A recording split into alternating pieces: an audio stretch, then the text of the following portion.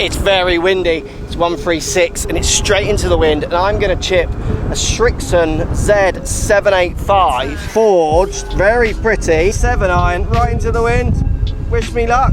Let's get stuck in. That does look blooming nice down by the ball, like really nice.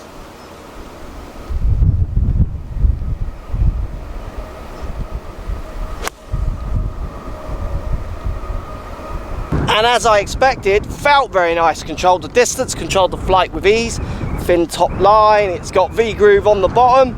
Well, let's look at all the tech in a slightly less windy environment. Go and check out all the tech. Also, while we're there, we'll show you some of the true numbers that I got, so the dry ball data numbers. And then let's show you what happens to me when I'm bad by the wind out here. See you in a minute. So looking at the Z785, so the Tour VT sole, hopefully trying to help with interactions in the ground. We saw this on their wedges. It certainly gives you the feel like when you're touching it and looking at it, like it's going to react with the ground in a much more constructed way. We got the Tour cavity, so it's a cavity back iron, but we get this little V shape here in the middle, which is kind of packed behind the sweet spot to try and just make sure we're getting the most out of decent struck shots. It's a forged construction, 10-20 carbon steel, so you're going to feel that softer feel off the face coming through that sound of that kind of softer feeling steel. And then we also see the laser milling on the face as well, so it's going to maybe help keep that spin level up a little higher when you get in semi-roughs, those kind of things. Again, what we've seen on their wedges for many years, they're not afraid to really aggressively take the faces as close as they can to the limits. So if we take a close look at the 785 numbers, obviously these are much truer lofts, so we are starting to see, the carry there going at 156, very similar to what my 7-iron would carry, topping out. This one's funny, look, this shot's very funny. So my longest shot here at number 4, 0 side spin, so obviously caught that one pretty plumb on, getting up to 159 carry, peaking height there at 31, the average peak height down at 30, which is not too bad, and then launching at 19 degrees. I mean, the numbers are kind of where I would expect from this lofty club. They're very solid, they're reliable. The spin is not the highest spinning club in the world, so 6.2 average there. Highest spinning, what have I got there? 6.499, and getting ones down in the 5.8. That's slightly lower than I would hope, but it wouldn't be enough for me not to think about buying these clubs.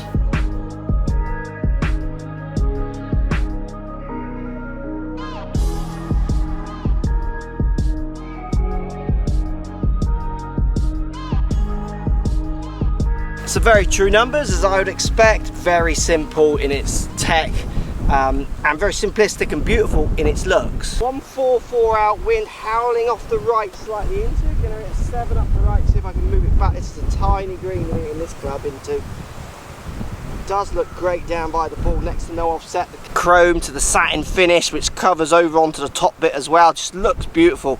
I mean, it's just a really good looking iron. Thinnest iron in the world by a long way. It's not blade thin, it's kind of friendly little bit of help while looking as classic as you can. Very right, we've got it. Has to be said, it felt soft, responsive, beautiful, looks great. They make good irons, don't they? Their driver was good as well. So I just caught the left side, now I've just run off down here. I got this very pretty little wedge club. Let's give this a hit. Look at it, it's a very nice shape. Let's see what my chip and run is like.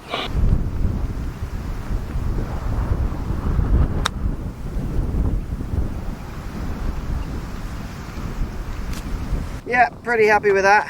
And that's what I like about sets like this. That wedge could fit into any set. It feels forged soft. It looks beautiful. It's medium, so not slender, but not chunky in any way. It's nice, it's playable.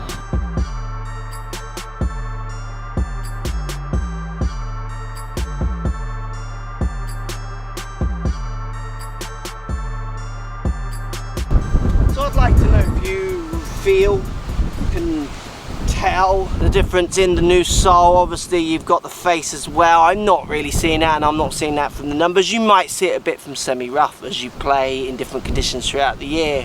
What I see is a simplistic, good looking, good performing, true to its loft golf club. I mean, it doesn't get as simple as that, does it? It's just, and it feels really good. The sound off the face exactly where I'd want it, which then interprets as that feel. Distance control is where I'd want it, and the looks is going to fit into so many people's bracket. So many handicappers from high to low to tour players could bag this iron because it's so inoffensive. It's not chunky, but it's not tiny thin. It really is kind of brushing over the best of both worlds. And remember, you could, I'm going to put up because I can't remember the numbers. I hate the names of these clubs. So Z785, the other one that they bring, there's the number, it's like a phone number. You could combo these, so if you wanted to get even more helpful as you go kind of 6 iron, 7 iron, 5 iron up, whatever it is for you, that option's there as well. There's not really a bad thing you can say about these. They'll combo well with their bigger helping brother, but only slightly bigger helping. They look great, and they're going to tick a box for a big demographic of golfers. So if you want true blades, this won't be for you. If you want chunky monkeys, this might appeal to you and be worth a test, but you might want chunkier. But for the masses who want help but looks, that's really like kind of a big group of people. Apart from the name, does it work for you? I don't know. I mean, I don't see why it wouldn't, because performance wise, numbers, looks, wins so far off the right here. I have to aim so far right, it's quite funny. Sound, controlling flight. Yes, they're great. Let's end this video back at home. Some people are asking for this. I used to do this, and I don't know why I stopped that. I should start doing it again. Let's compare this top line, this look, to some other well-known brands. So JPX Tour against the Srixon. You can see the top lines are very, very similar. Possibly fractionally thinner in the Tour. So Titleist AP2 against the Srixon. Again, they're very comparable, not much in those two. Ping Eye blade. Again, see how similar they are. I mean, literally, apart from the finish on this one a little bit more Ping, a little bit more satin in its finish. Top lines again, offsets, looking almost identical. Post comments down below. Which one would you go for? Try. Would you think about comboing these? Let me know as always. Speak to you soon.